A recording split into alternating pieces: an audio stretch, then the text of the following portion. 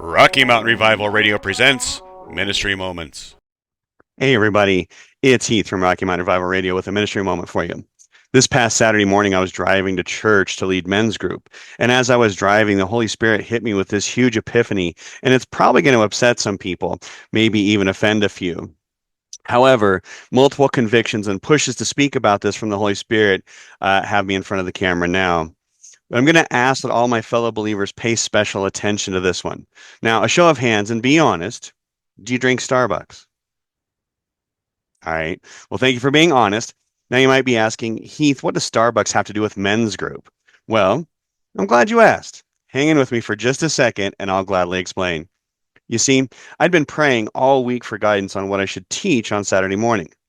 And as I was driving up, I still had no idea which one of the three lessons I was going to teach on.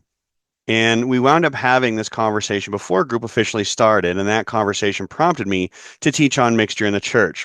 And a little side note, there's going to be a full RMRR episode dedicated to this particular topic. Anywho, in the teaching, I'd identified four different categorizations of mixture in the church that believers should be concerned about.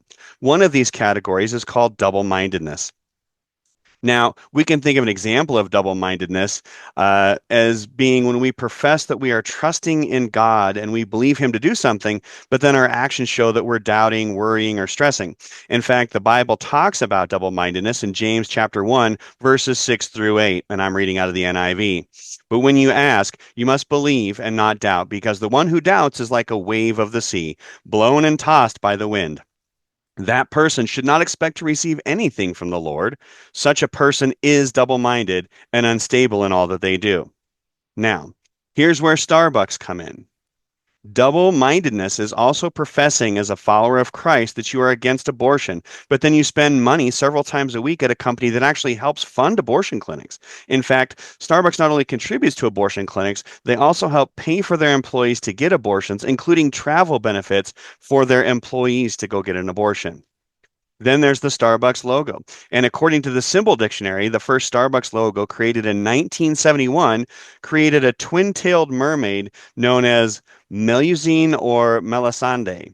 And as you explore the logo's history further, you can find reference to the pagan goddess Ishtar and the Mesopotamian and Jewish demon Lilith as being the woman slash creature in the logo.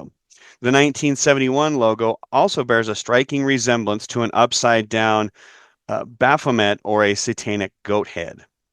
So, as Christians, it may be time to reconsider having Starbucks as part of your daily grind. And no, it's not just Starbucks. We should be evaluating the businesses and or brands that we choose to do business with based on their beliefs and business practices. And there's a long list. So whether you eat or drink or whatever you do it all for the glory of God from 1 Corinthians 10:31, also coming out of the NIV. Oh, and I almost forgot. In case you're wondering, the Starbucks Corporation also owns the following brands according to their website. Tivana, Le Boulange, Evolution Fresh, Seattle's Best, and Tezo Tea.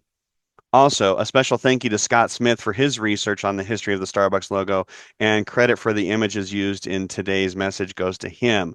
So again, guys, not trying to just throw Starbucks under the bus and definitely not trying to, attack a brand, but really just trying to bring awareness to the world we live in and being mindful of who we choose to support financially.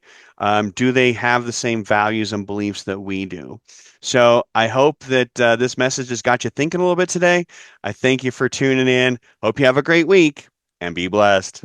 This has been a Rocky Mountain Revival Radio Ministry Moment.